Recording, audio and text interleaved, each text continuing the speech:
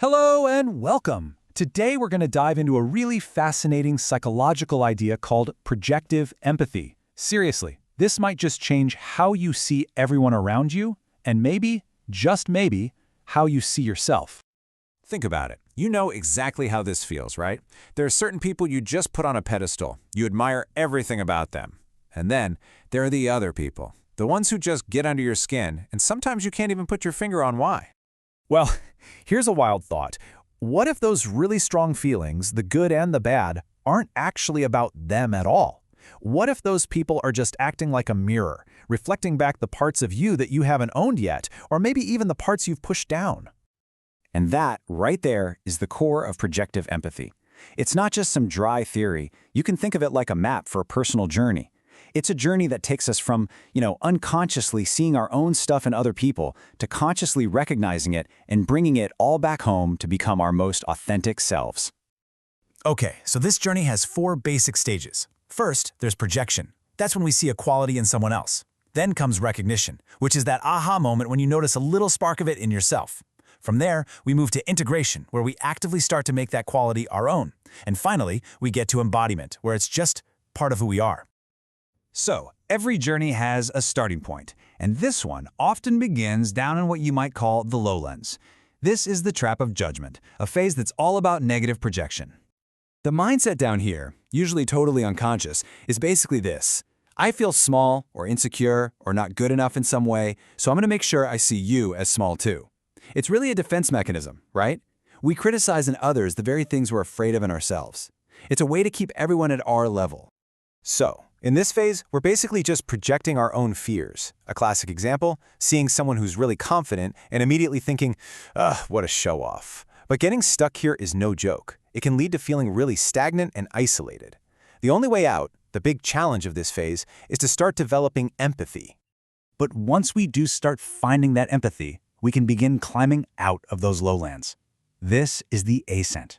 It's a huge, positive shift, where we move away from criticism and start to feel admiration and even inspiration. This is the turning point. You can really see the massive difference here. The mindset completely flips from I'm small, so you're small, to wow, you're so big, which kind of makes me feel small. And the mechanism switches from negative to positive projection. So that person you call the know-it-all now seems incredibly intelligent. But look, there's a new risk here. Instead of just being stuck, we can become way too dependent on the people we admire. Now this is such a powerful insight. When you admire someone, it's not just about how great they are, it's you seeing your own undeveloped potential mirrored back at you. That courage, that creativity, that discipline you admire so much, it's already inside you, just waiting to grow. This leads us right into the next huge step, recognition. The thought process changes from simply, you're amazing, to you're amazing, and wait a second, I think I see a tiny spark of that in me too. And that is the exact moment admiration starts turning into real, personal inspiration. That moment of realization is, well, it's everything. It completely shatters that feeling of isolation. The second we recognize a quality we admire in ourselves, even in the smallest way, we feel connected. We suddenly get that what's possible for them might just be possible for us too. Okay, I know this can feel a little bit abstract, so let's bring it down to earth and make it real. We're going to follow the journey of someone who's trying to develop the quality of assertiveness. So in the admiration phase, this person is looking at a friend who's a master at setting boundaries. And they're thinking, wow, I wish I could say no like that. They're just so strong. This is pure positive projection. They're seeing their own potential for strength in somebody else. And then this shift happens. Maybe they manage to reschedule a meeting instead of just caving and canceling their own plans. It's a tiny little step, but it creates a spark. They think, wait a minute, I actually did it. For the first time, they see real, actual proof of assertiveness in their own actions, and that little spark starts to grow. And that growing flame of recognition leads us to the final stop on our journey, the summit.